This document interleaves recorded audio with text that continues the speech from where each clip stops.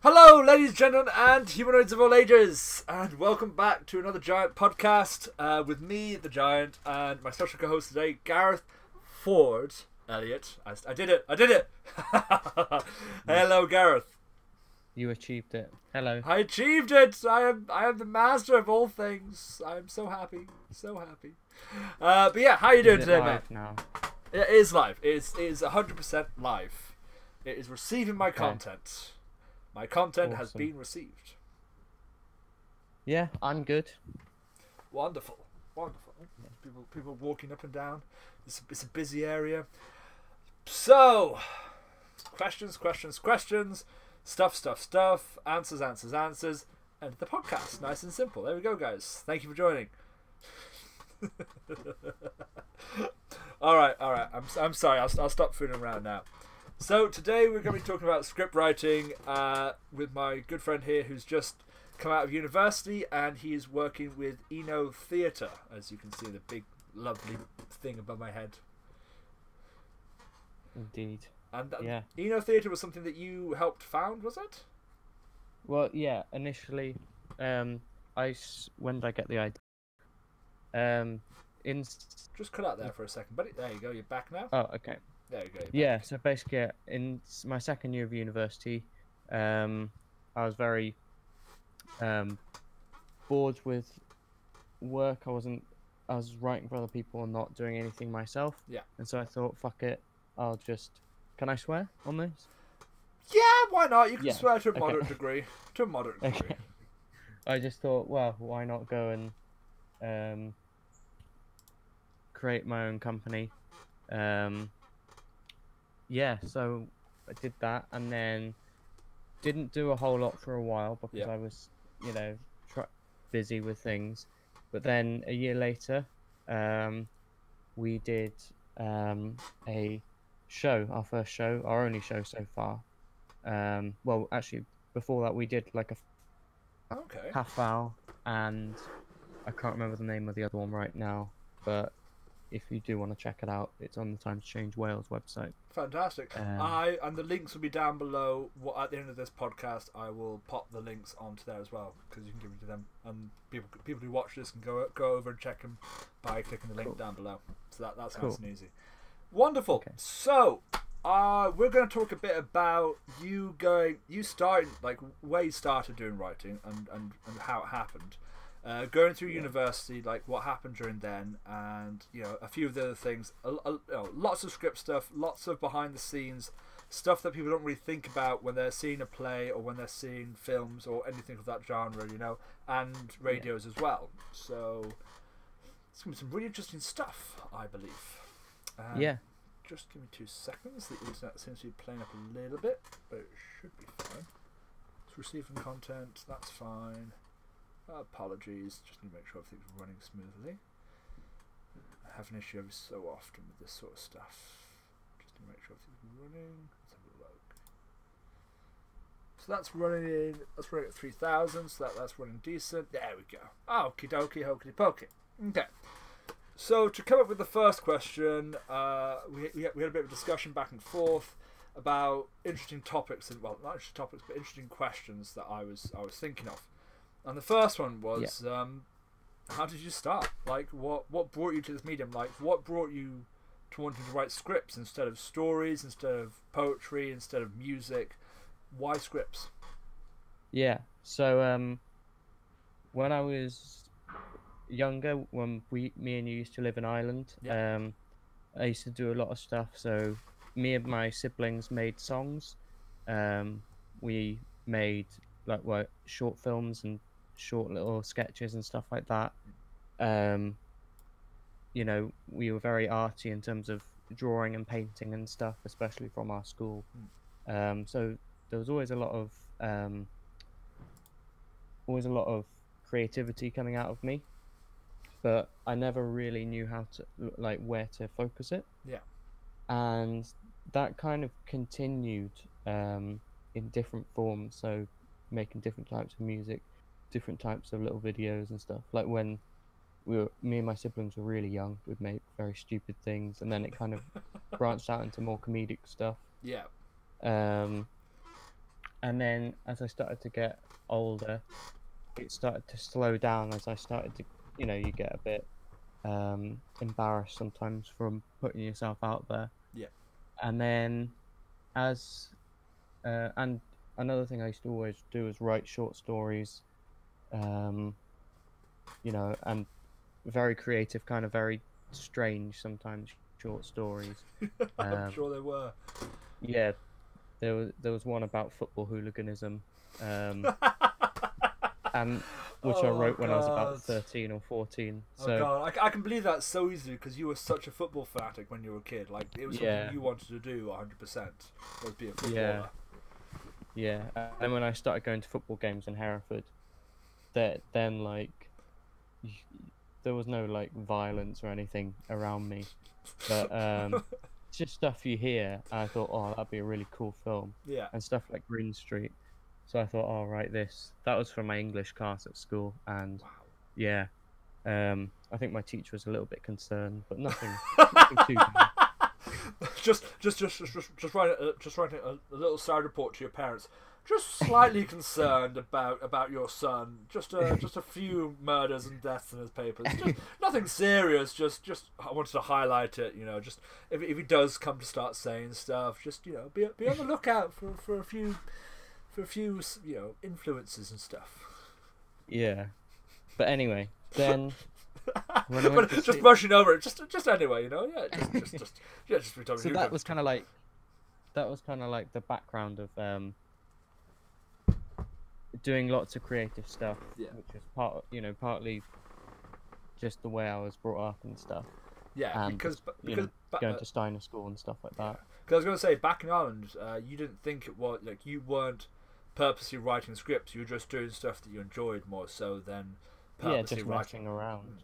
Yeah, like to be honest, until I went to sixth form, I didn't even like think of writers as a job. Obviously, authors, book authors, but I never thought of like screenwriters or playwrights as a job. At least not for me, anyway. And it wasn't until I went to sixth form and I studied film studies, and in that we had the choice of writing a script or making a short film. Okay. And earlier in the year, I had written in AS level in the first year of sixth form, I made 2 films, and that was all right. But I thought, I want to have a go at. I've never written a script before, and so I did. Learned the format of screenwriting as it was film. And then wrote I think it was 15-minute short film, and then that I did quite well on that. I got an A, and then my teacher, who was also my film studies teacher, who was also my personal tutor, suggested that I look into studying at a university, because he thought I had a really natural talent for it, and kind of just built from there, really. So I'm guessing this wasn't the same teacher that had a few concerns about you. No. That was in school, and then this was at sixth form. Yeah, no. He was very nice. That's a good. Very good teacher. No, that's really good, man. That's really fantastic. And shout out Anthony. Well, there you go, Anthony. You did a great job with another person. Yeah, you should proud yourself. I was going to come back as well, because you were saying a bit about the Steiner School, about how that helped you in some senses compared to normal school in your creativity and you being allowed to be creative. Yeah. I mean, I didn't go to quote unquote normal school for very long, so I can't really say. And then I think, like I said, my sixth form experience was like I was allowed to experiment and stuff because you're given a bit more license to do that at sixth form. Yeah. So I can't speak from experience as to knocking normal school, but from evidence that I can see, Steiner School allows you to be much more creative. Of course. As a student, from the very early days. Whilst students might kind of mock you and stuff, teachers very much encourage you to do anything. I remember our teacher Paul back in Ireland literally said, like, Oh, Paul. He, Oh. yeah, he was the one who said like you could literally do anything you want. Yeah. Um, Yeah. and this was in like telling me and our friend Ryan that we could become professional footballers if we really wanted to and trained for it. But Yeah. he was saying basically like there is nothing really stopping you apart from putting it down. Exactly. And he was always that sort of person who was very minded in the fact that if you just do something hard enough and train hard enough, it will just happen to you, sort of thing. Like it will just become a thing. And Yeah, I think that's a really good. It's a really good influence to have because, especially like later on in life when you're kind of like, you know, like I sort of figured that now as well. It's like you can just do anything. Like you can yeah, be anything. Like there's nothing really stopping you anymore. You can learn. You can go and do something. literally. Yeah. The only thing stopping people tends to be the environment around them and the people around them. Yeah. You know, there is obviously some things which it's much easier to do if you have a lot of money starting out and stuff like that. Yeah, there's obvious boosts, and you know it's Yeah. gonna be easier. You know, it's gonna be quicker, basically. Yeah. Yeah. Or you maybe don't have to be as talented or whatever. But basically, what Paul's message was express yourself how you want to, because if you don't, that's only going to affect you negatively. That's really nice. And yeah, and I think not that you do get teachers like that in normal schools as well, but that tends to be the attitude that most teachers have in Steiner schools. Yes. Oh, yeah. So I think it's definitely a lot more. I think the teachers who come to Steiner School are a lot more understanding of like what they're there for the kids, sort of thing. Whereas it can be more difficult in state school, where you're more limited in state school. In that, like you got so much going on. Like ours was a very small school, which was great for us, and it meant that the teachers could give us time and could give us help if we needed to, sort of thing. Like lunch breaks, we could come and ask the teachers things. Whereas in normal schools, I never really found that connection with teachers as much because I went to normal school for a bit. But, but no, it's a fantastic sort of thing, and you have some really good teachers in normal schools as well. Of course, I'm sure a lot of people might listen to this and be like, "Oh well, I had some." Yeah, there will be. Yeah, I had this person, I had that person. There will be a teacher there that will be there for you, but for us, there was just like the majority of our teachers for us were just always there for us, which was quite nice. And hopefully, one day it'll be like that for every school, which would be great. And also, Hearn's saying hello, by the way. Oh, fuck Hearn. Great, I love it. Right then, to carry this forwards a bit. In your opinion, how important is script writing to the scene of acting and to production? In your experience. Well, I think script writing is as important as the script writer is as important as the producer, as the actor, as the director. So they all come to collaborate, and everyone plays their role.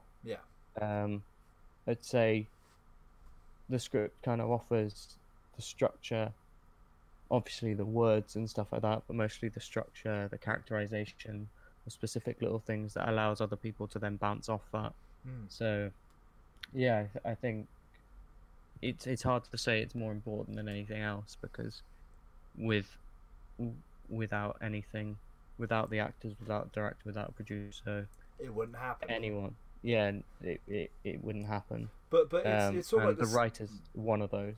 I was just gonna say it's sort of like the starting point though for any production. Yeah, absolutely. It's where you are to kind of like a great one is with the Rocky films. The man who wrote it was the man who played Rocky himself. Sylvester Stallone. Yes, that's I was trying to remember his name, but I couldn't. And he'd written this great script because he came over super poor, sort of thing. And then people were trying to buy the script off him, and nobody wanted to hire him, sort of thing. But because he had such a great script, he finally managed to become the main actor in the whole film, sort of thing. Yeah. But it's sort of like the starting point to where people can see the potential to kind of go, if we publicize this, people are gonna, it's going to be interesting. It's going to be informative, or it's going to give something to people which they're going to enjoy, and it's the first point in that. Yeah. Same thing happened with Boys in the Hood. Really? The writer and director of that was John Singleton, Yeah. and it was the first. Well, he wrote it as his college kind of dissertation. I don't know what they call it in the US, but dissertation it would be over here in the UK.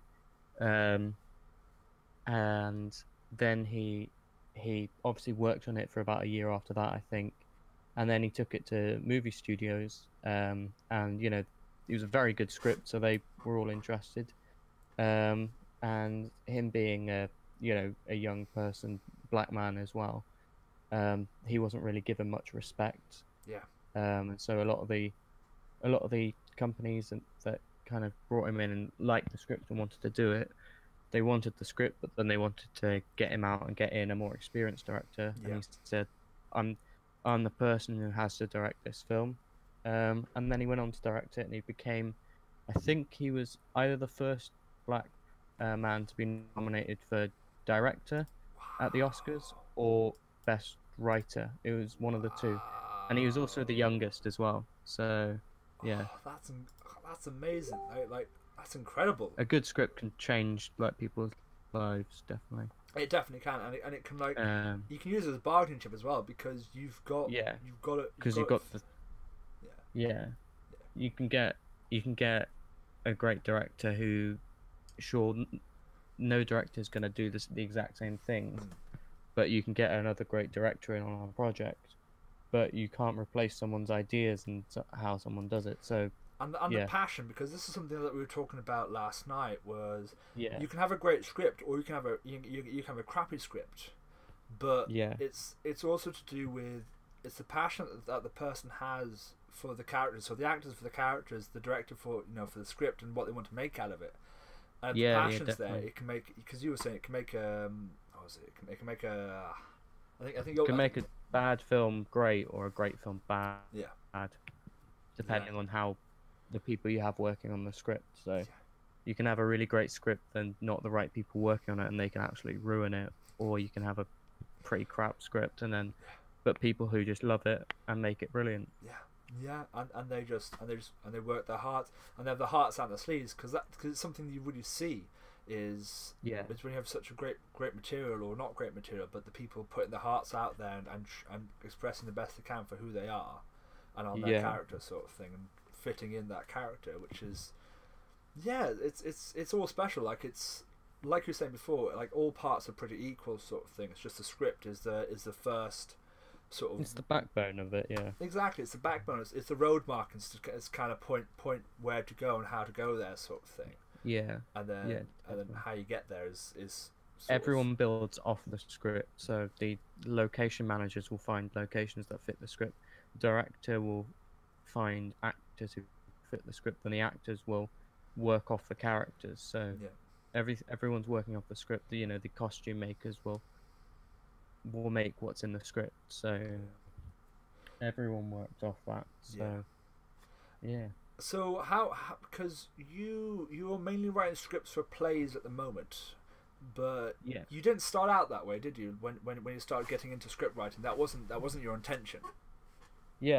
So like I said, before sixth form, before I was studying film studies, I never really thought of writing as a job, because I didn't want to write for books, because I was always someone who liked the visual thing, although I have learned also as well with radio and audio drama, that's good, but I liked it to kind of come alive off the page, if you know what I mean. After having written it. So books didn't interest me very much. Not that there are some great books, but it wasn't the right thing for me to do. It wasn't the right expression for you to push out to the world. And then I went to sixth form. Got into film, and then realized, I could write for film and TV, as my kind of my teacher was suggesting that I did. So I started looking into it. Thought it looked interesting. Found a course. That course got cancelled. So then I got offered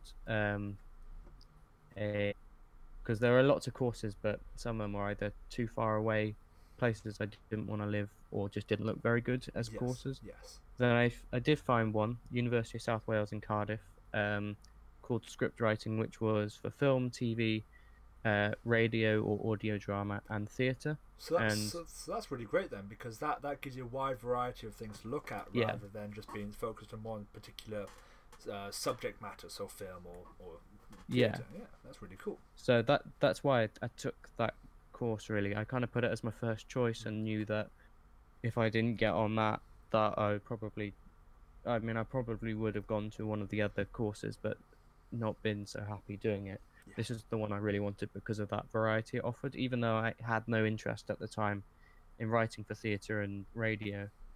I thought it would be great to learn from those things. And then in my first year of university, by the end of the first term, I completely switched. I started going to the theatre. Yeah. I wrote my first play was terrible, but I somehow got a first on it.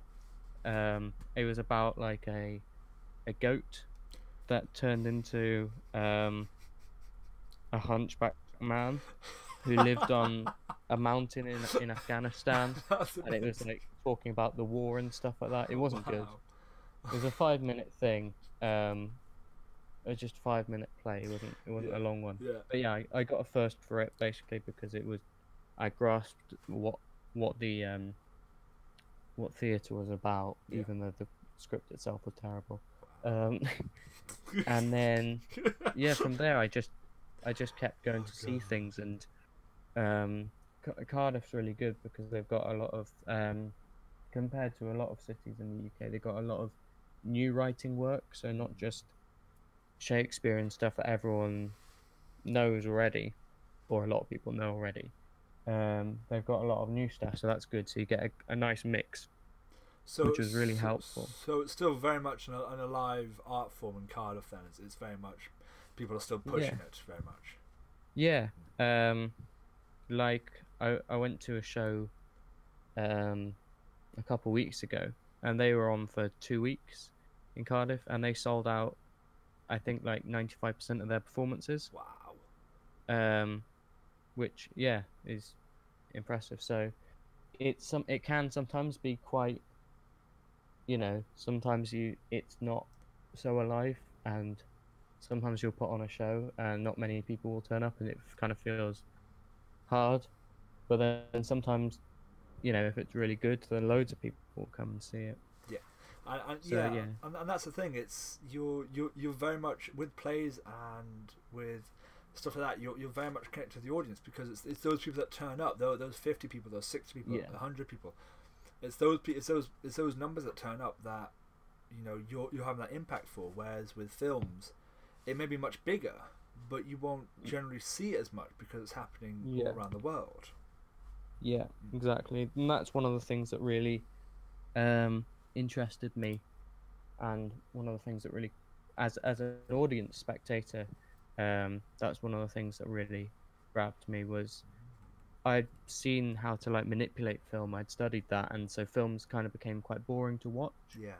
But with theatre and stuff, there is still an extent of that. You break down how a script is put together, and but then sometimes people will just completely mess with it. And in theatre, there's a lot more experimentation allowed because there's less money that goes into it, so it's just less of a risk. There's a lot less risk. Yeah, exactly. Like The audience are more accepting to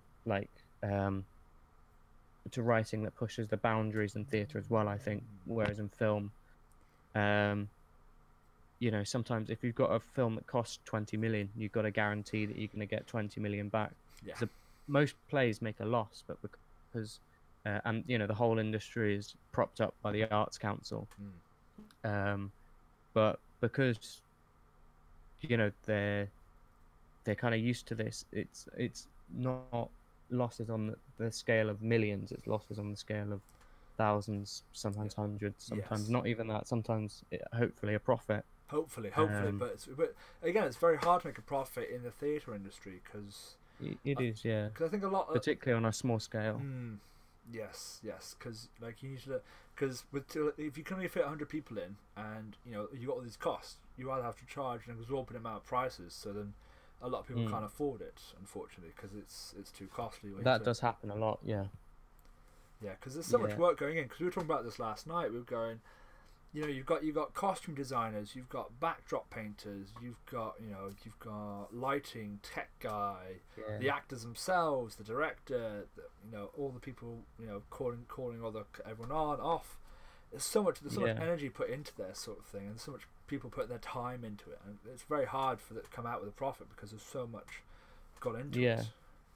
Yeah, no, definitely. And it's possible. There are ways of like. The signal just went bad there for a second. It's okay. We're back on again. There we go. Okay.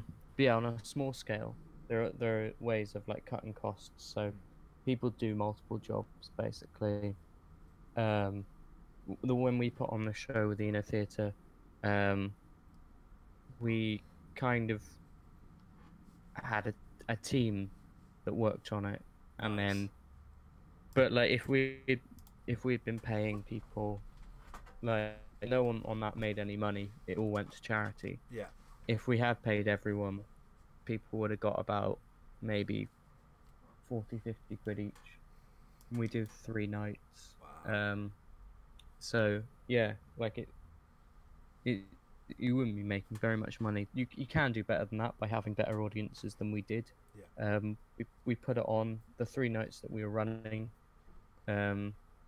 which is why we just donated it. Yes.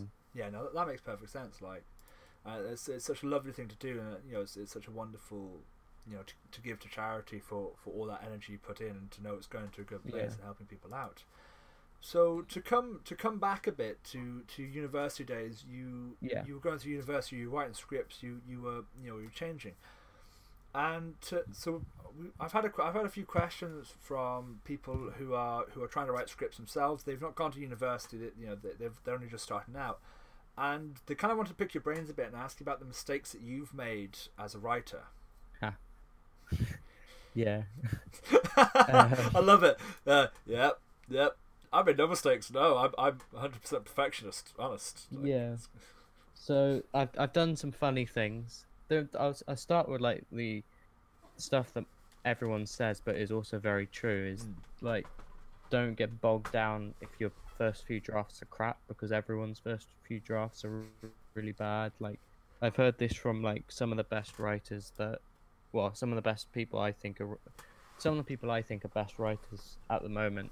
Like, I've heard from them, and they say always one of their main bits of advice is just don't worry if your first draft is bad, because it's going to be bad. If you write a good first draft, you're lying. It's crap. And if you do write a good first draft, then you are literally incredible. But like even Shakespeare's first drafts would have been bad by his standards. I could probably never write one of his first drafts. But who knows, maybe all his first drafts were terrible, but that's where you learn, and that's where you be like, okay, this is what I've got to improve on. And so, yeah, definitely listen to feedback, and just don't take it too hard, because your first few drafts will be bad. And that doesn't matter how experienced you are. So just be content with it being bad, and just see where you can progress each time. Embrace it being bad, because if it is, then that's just going to give you more to work on, and more to that's going to allow you to find out more. Love the badness, pretty much. Love the badness. Yeah, and just like, don't be afraid of showing it to people, because if someone turns around and says this is crap, you should give up, and you've told them it's the first draft or whatever, or even a third or fourth draft or whatever, and they turn around and say this is terrible, then they're not someone who should be giving advice. You can just say you don't have a clue what you're talking about. Well, that's the thing. Anyone who did wouldn't say that. It's not criticism. It's not pointers. All that is just going, it's shit. Well, why is it, like, what's shit about it? Why is it shit? Tell me the reasons behind it. No, it's just shit. Well, you're useless, aren't you? There's no point having you here. Yeah, and I know that does happen as well. Like, not just on a small scale, but like higher up in the industry, I've spoken to people who have like had that, when they've gone into places like the BBC or places like that. Yeah. There are some script editors and producers who will just rip you and say this is terrible and won't actually offer any advice on how to improve it or any direction on where they want it to go. They just rip it. Wow. And then you do get that as well with some people. If this person knows what they're talking about, and they might just try to make an example out of you or whatever, or try to embarrass you, because some people are really mean. Yeah. There's also a flip side to that though, which you've experienced by working in a small company, because you've done multiple things with Eno Theatre, and you've asked for feedback before. You were telling me this before. You were asking for feedback, and instead of them telling it it's crap, they are saying that it's amazing, and that's all they're saying. It's great. Yeah, that's another thing. Like, don't take good like feedback, but don't. If someone's gonna just say, "Oh, this is incredible," there's nothing you need to change about it, and it's just the first, second, third draft, then just never send them a script again, because whilst they might be good friends, and by all means stay friends with them, they're not good for feedback. So I've kind of learned stuff to now. Who's gonna give me nice feedback, but not kind of kiss my ass about it. Who's going to be honest with you, basically, at the end of the day. Yeah. And if they do say, "Look, this is terrible," that's fine, as long as they tell me why and how me try and improve it. Exactly. Like, what's the reason behind it being terrible? Because that's fine. Yeah, it's okay if it's crap. Just give me some feedback, and well, I don't like this. This doesn't make sense. I can't understand why he would do, or why this action's happening here, because they've clearly already fixed it over here. It's like it's just repeating itself. It's like, oh yeah, that makes sense. Yeah, that's the thing. People enjoy that a lot more. Yeah. God, apparently I sound really posh, by the way. You sound posh. Who's saying that? Mr. Steve Ford. Oh God, not him. Yes, him. he can't understand that my mouth isn't moving when he's the one who took that picture. So he should know that it's just a picture.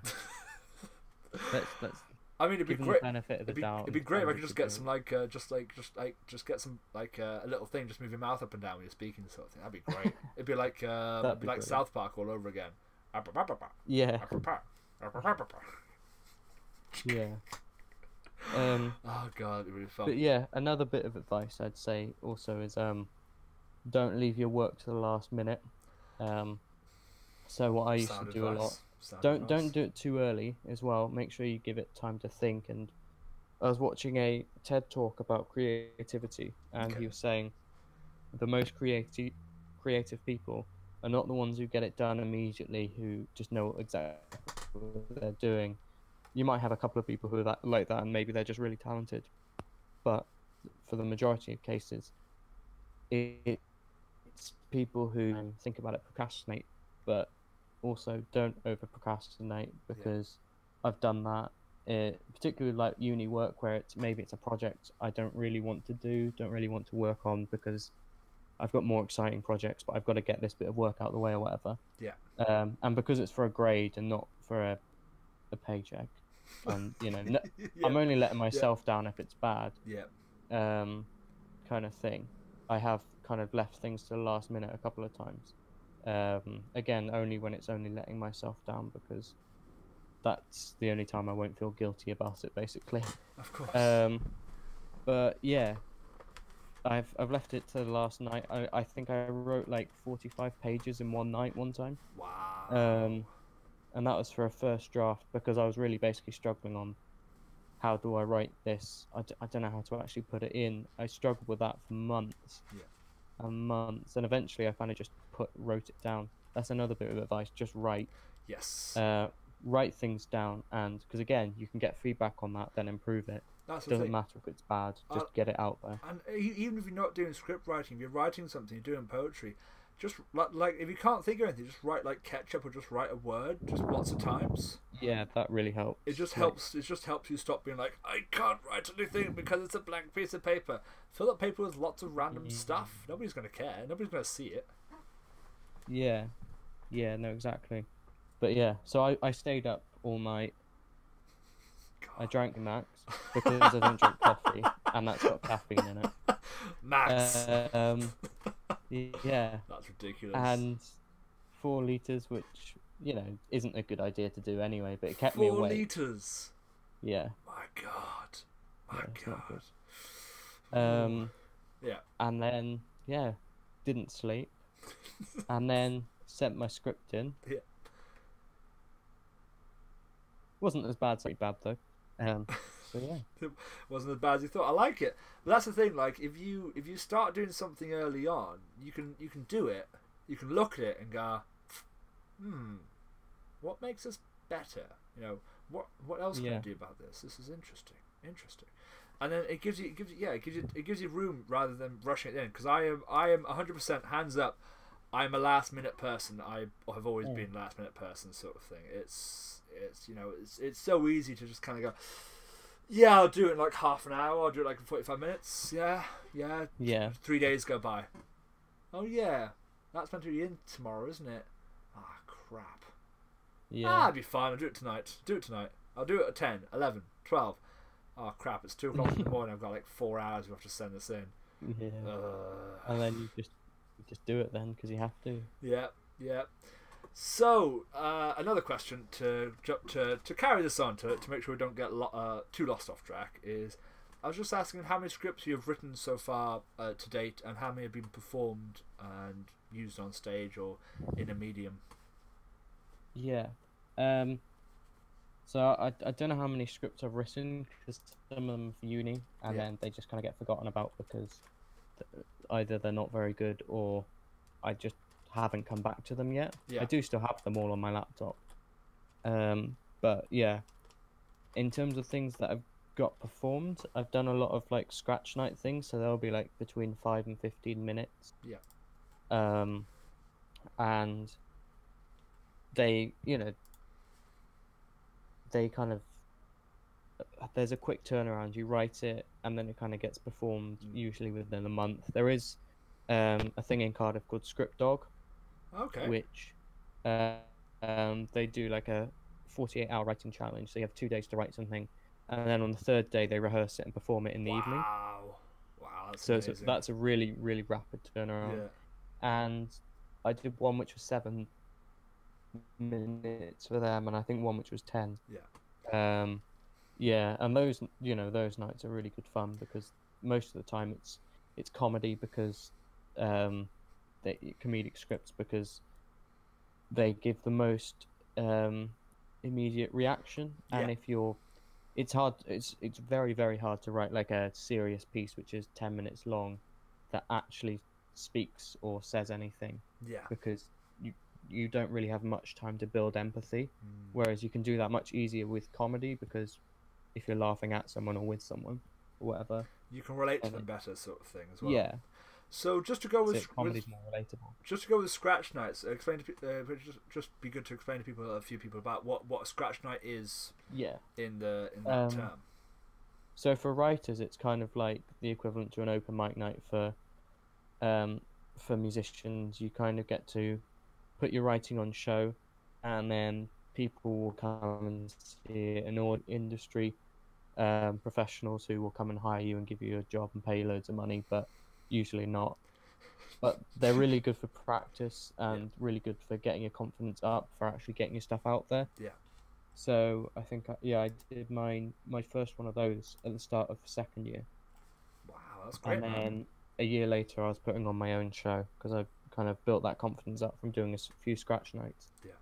But yeah, the only thing I've put on that is like a longer piece was a monologue that we did with the Eno Theatre, which was that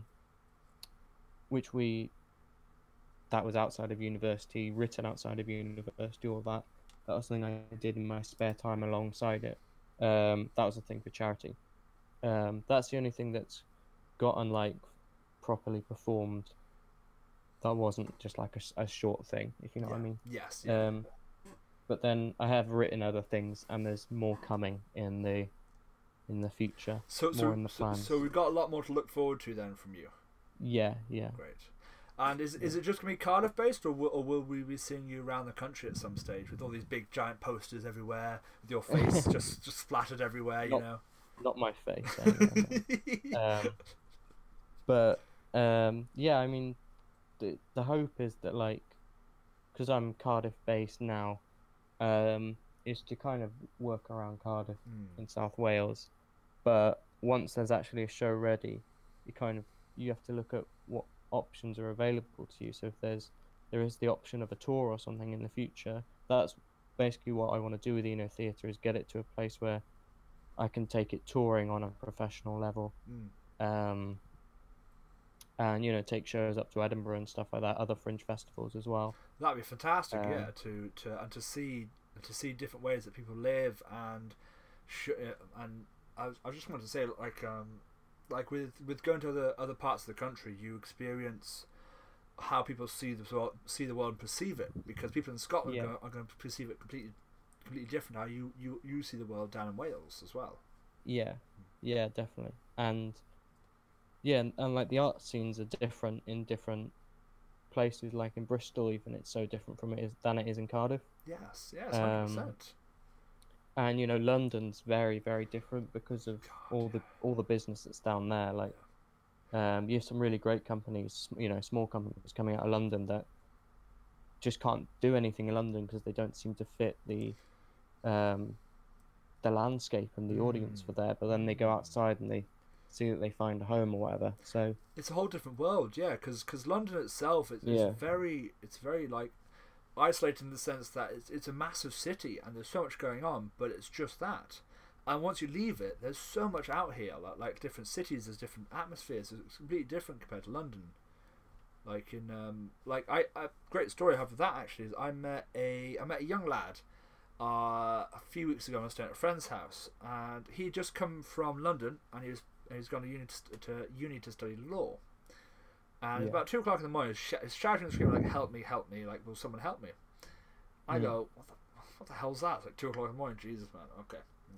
Go down. He's just like, mate, don't stab me! Don't stab me! Like, please don't stab me! Like, and it gets better. And it's like, we're not going to stab you. We're fine, because he thought he'd been stabbed, but he hadn't. He'd probably taken something which he wasn't prepared for, and it's probably just probably messed with his mind quite a bit. And he was going like, it's completely different here. Like people are so much nicer here. Like people just like, because we ordered a taxi for him. We paid for the taxi and we sent him home, sort of thing. So like, never happens in London. Like never ever would happen in London, sort of thing. This just doesn't happen here, sort of thing. Again, it shows you the culture in different cities and how laid back it is. It's just you can definitely tell when you go to different cities how people are around there, and how welcoming or unwelcoming, or how the vibe is, which is quite nice for a writer and stuff, because you see the world through so many different eyes. Is possibly something. Like when I was in Newcastle, I was in Newcastle and Edinburgh around the time of the Fringe, and Newcastle was so different to anywhere else I'd been, even though I was kind of in a bubble staying with a friend. But and then Edinburgh as well, obviously it's the Fringe, so there's people from all over the place there then, but you see so many different pieces of work as well, which are brilliant. But yeah, it's definitely good to get out of your own bubble, particularly artistically. I think people can kind of get trapped into what is popular locally around them. Oh yes, 100%. And not really look outside sometimes. And sometimes it's the opposite. Sometimes they're trying to force something that just doesn't fit somewhere. Yes, and like if you're in one area quite a lot, and you're working with people who are in the area, you end up always being with those same people. So you always end up with the same sort of feedback and the same sort of understanding. It's like preaching to the choir. They all agree with you. Like they're all on your page. There's nobody bringing different stuff in there. There's nobody bringing, not conflict, but like different. What was the first thing you ever wrote? Well, that's gonna be great. The first thing I wrote was my thing for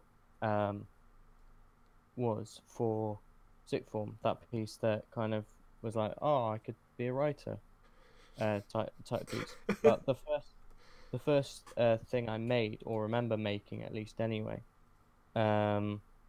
was a short film that me and my sister made, which was something about kidnapping, and yeah, I can't remember what it was about, and we don't have it anymore. Yeah. But that was the first thing I remember making.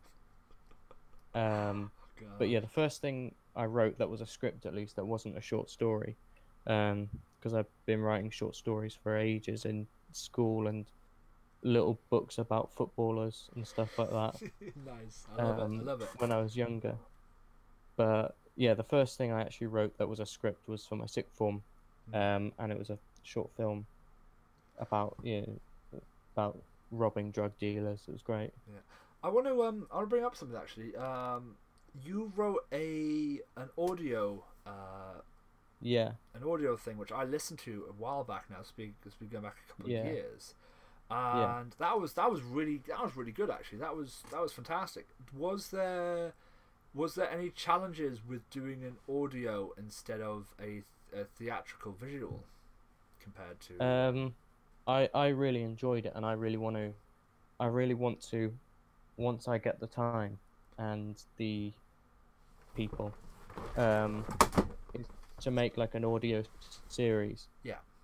And just upload it, because they're so easy to do, because you've got all the sound things, you can download them off the internet. So all the sound effects and stuff, you can write it, get a bunch of your friends who are actors to come and help you with it. Hopefully they'll do it for free, but then if you do have a budget, it's always nice to pay them. Of course. Which is what I did for that one. I paid the actor. I think he did 2 hours of acting. Yeah. Because it was really fun though. That was the first audio drama I'd done, and that was for uni. But we had to write it. But then I don't think we even got marked on it. But our lecturer was really keen for us to make it and actually do it, because it is so easy. Record it and then put sound effects on it. But I really enjoyed doing it, like making it. I did make a few mistakes, so at the end, like, there's no dialogue and it's just sound, and you can't really work out what's going on. So that's about writing for audio drama, and I've worked on that since. Nice. Noticed that mistake and worked on how to fix it and stuff. But that's something I definitely want to go back into. It's on my Soundcloud. Yes. I'll put there'll be another link down below, so everyone can go and watch it, sort of thing. Because I do highly recommend it, because I listened to it. It's based in Ireland, and it's based on. No, I thought it was. No, it's not. No, it's set in Hereford. What's the one that I listened to that was in Ireland? That wasn't me. I swear it was you. I swear there was something that you sent me, which was about. I sent you this is what I did for my final major project, or dissertation, if you want to call it that. Yeah. So I had to write a feature-length script, and I chose to do theatre, and I wrote a three-way monologue about Cool Brenda's Got a Baby, based on the Tupac song. That's where I got the initial idea from. Nice. But then it is different from the song. It's obviously not set in New York, it's set in Ireland. And so a young girl called Brenda gets pregnant, and obviously this was before the vote that I started writing it. Yeah. I actually started writing it a week before they announced that they were going to have the vote. So yeah. And when they announced that, I was kind of like, well, my script will be relevant, but at least people have their right. Yes, of course. At least people get the more important thing in that regard. My script isn't quite as important. I'm afraid not. The right for abortion, or a really well made script. I can't see it weighing too much in the weighing scales. Yeah, I'm afraid not, man. I'm afraid not. So that was I wrote that, and that was the three-way monologue. So between it was the mother of the daughter, the daughter who was Brenda, the girl gets pregnant, and then the boyfriend as well, or the father or whatever. But yeah, it's pretty dark. That was really hard, because obviously I'm not a pregnant Irish woman. So I don't really know what it's like. So when you're writing scripts, do you get influenced? Do you talk to people? Do you ask people questions? Because of course you don't know everything. Like none of us do. Yeah. And that's something what these podcasts are for me. They're for me to learn stuff. Do you Yeah. do you converse with people that may have had those life experiences to try and find out more and try to get inside the mind of it a bit? Yeah. So you kind of have to do a lot of research with, well, I mean, generally you have to do a lot of research anyway, because even if you do know about something, no one knows everything, so it's always good to learn more. And also I find researching and stuff like that really helps with motivation and finding new things, helps with, oh, I'll add that in or whatever. Yeah. So I listen to a lot of like songs about issues like that. Watched a lot of documentaries and films about stuff like that. Yeah. Yeah, looked at interviews with people, and obviously then I also had the debate in the Irish public. So Yes. I was looking at that. There's loads of cases of Irish women who had or who got pregnant, wanted abortions, but ended up dying either suicide or dying in child labour because they were too ashamed to go to the hospital or whatever. Yeah. There's a famous case of Anne Levette from the 80s. And then there's loads of like letters that got sent into radio stations at the time.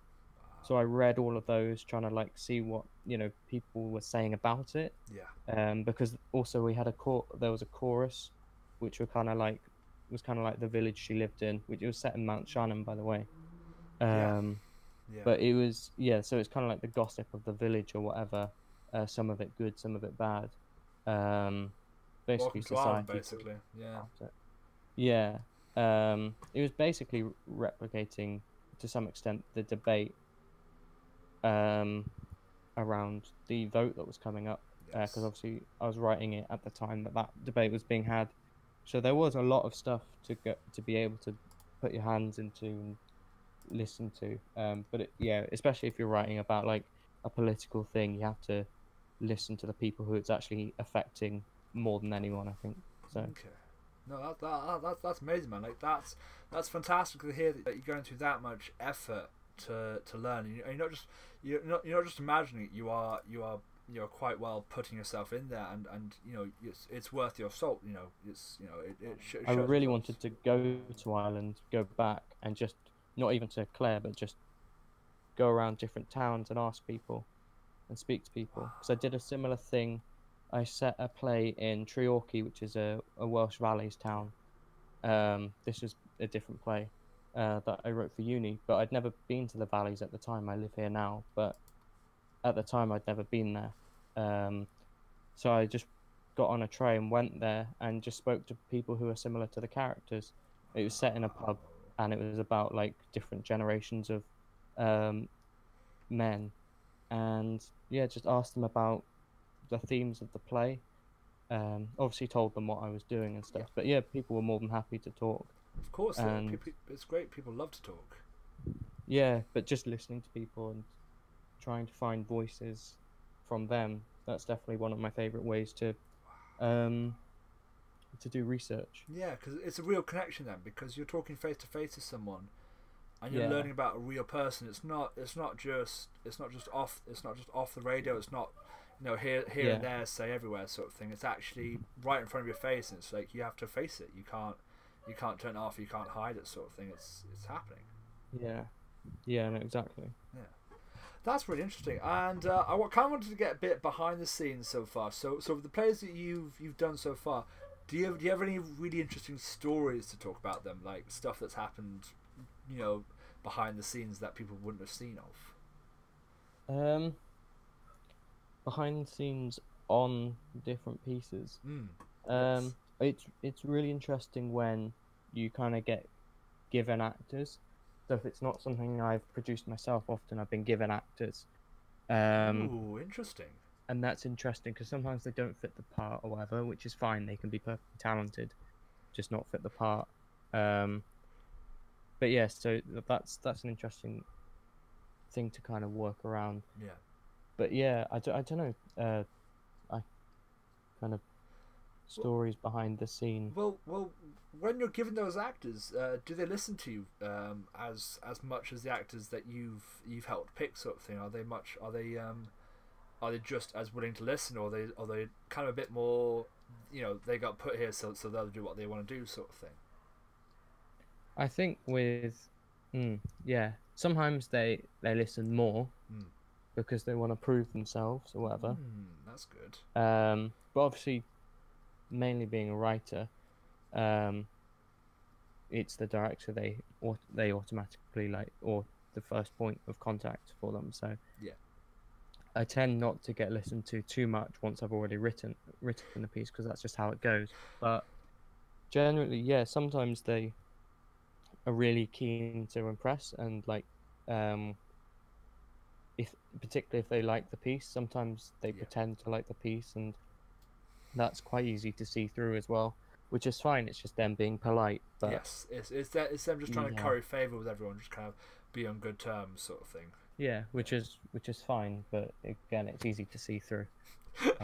So for any actors out there, don't kiss anyone's asses, because they do notice when you kiss their ass. Yeah, definitely. But like, you can still be nice. But I don't think there's anything wrong with being cast in a piece and saying, "This isn't my favorite play ever." Yeah. There's nothing wrong with just going, "Yeah, it's good," but if there's a chance that you're going to get kicked off if you say that, don't say it. Yes. But in stuff like these situations where it's a scratch night or something, where you just get given actors, the quick turnaround, there's not really time to change actors anyway. You don't really have to. And some people don't. Some people are very honest. Yeah. Some people are that's the thing, very nice. Some people can just be rude. Yeah, exactly. You get a whole myriad of people in the profession of the acting world. I've just been given an interesting comment here, which was, yes, when you and Ellie stole my video camera to make a film and bullied Fru and Hen into being the victims. What's this about? Yeah. What's all this about? This sounds like an interesting story to tell.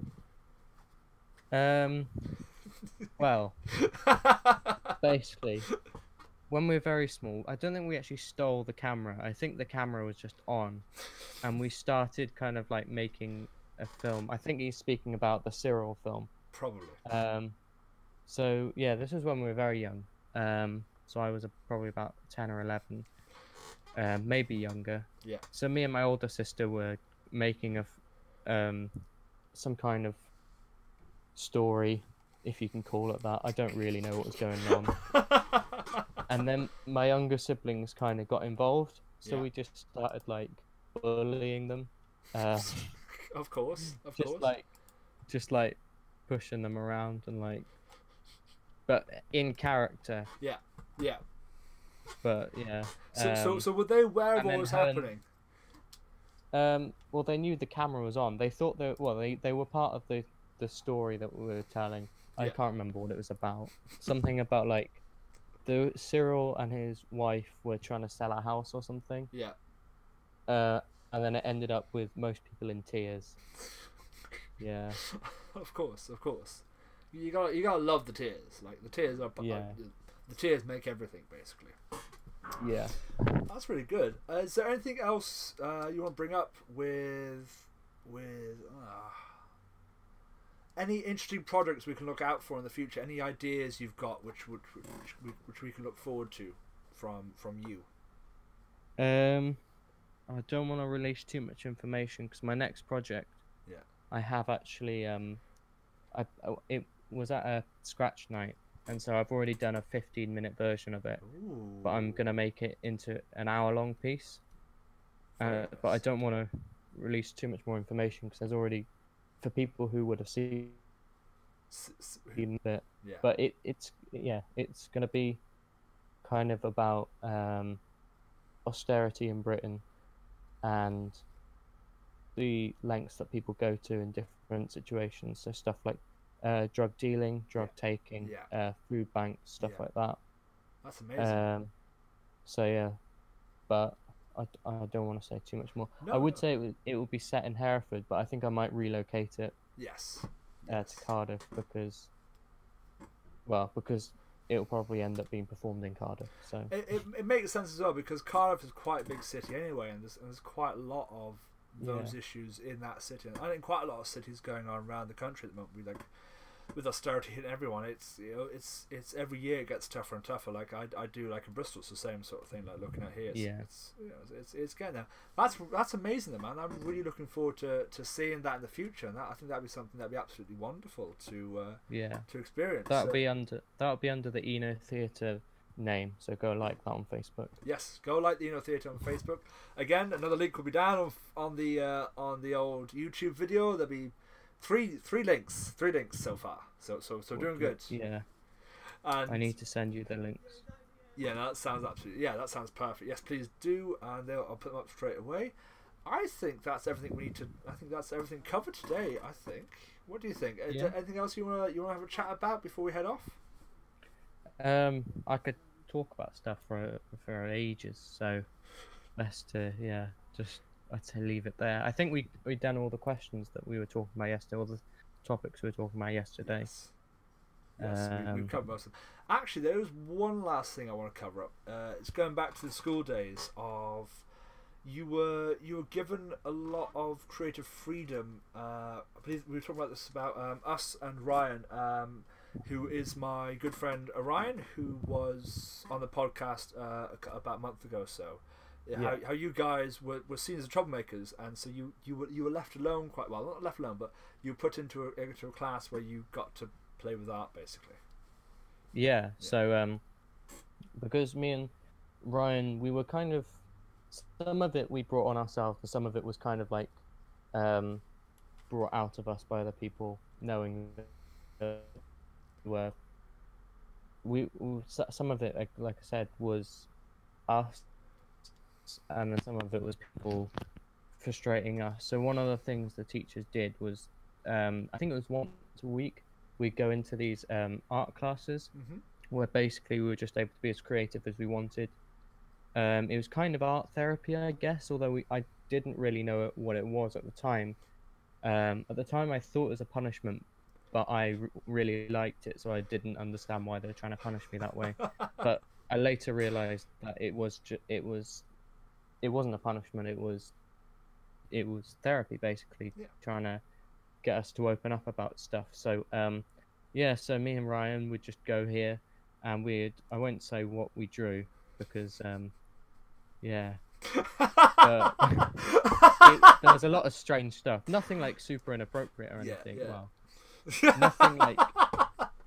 I love it. Just backtrack. Just go back and just start running up the hill again.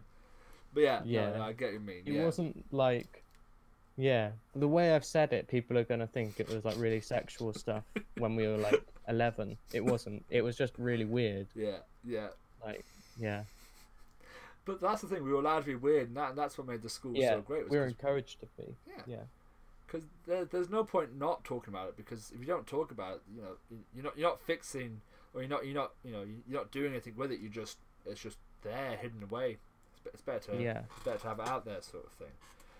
Yeah, definitely.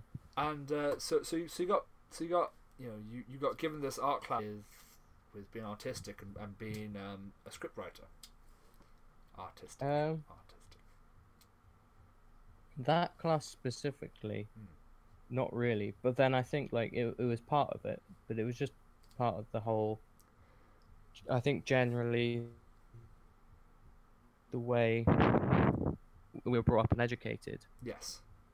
Constantly being encouraged to be creative in different ways. That I think that's what did it really. Yeah. Really good. Not that class specifically, but just the whole education system, the whole school. Yes. That's really great. I think that was better for like, therapy for children and stuff, because you can't talk to children about their feelings because they're not. Well, most children won't open up. Yeah, 100%. 100%. I agree. Getting them to express it through art is a good way, I think, and I think that worked. And maybe that's helped me be more expressive in my art now. I don't know though. Exactly. It's all ifs, buts, and ands, isn't it? Sort of. Yeah. When you look back, it's like, yeah, this could have helped. That could have helped. But at the end of the day, you've just It's ended a up. collection of everything. Yes, 100%. Yeah. I think that's a perfect way to end it. So, ladies, gentlemen, and humans of all ages, thank you for stopping by. If you enjoyed this video, please do leave a like down below. Subscribe to the channel. There's, we hold podcasts twice a week on Mondays and Thursdays at 6:30. If there's anything you're interested about, please do comment, and I respond very, very quickly, very, very quickly. And do check all the links below for Eno Theatre, for Gareth's Soundcloud, because there's really cool projects coming up there, and the Facebook page for Eno Theatre as well. But a special thank you to my co-host today, Gareth. I really appreciate you for coming on and talking, because it's been absolutely fantastic, man. Thanks for having me. No, my absolute pleasure, man. And I can't wait till next time. I'm sure in a while you'll have more interesting stories to tell me about your world. It's cut out. It's cut out. Oh dear. Yeah, great way to end the show. I haven't stopped streaming yet. The stream's still going. It's fine. No, I know. Yeah. just cut it off right now. Just like ding. All you poor people. I'm just going to disappear now. But no, I do thank everyone for watching. I appreciate it as always. And again, I'm sure we'll have Gareth back in the future once Eno Theatre's had a few more shows on, and you'll have a lot more interesting stories to tell us about. I'm sure, my man. Yeah. Yeah, definitely. Yeah. Just chilled out here, man. Yeah, you got it. Yeah, no problem. But again, once again, thank you everybody, and good night.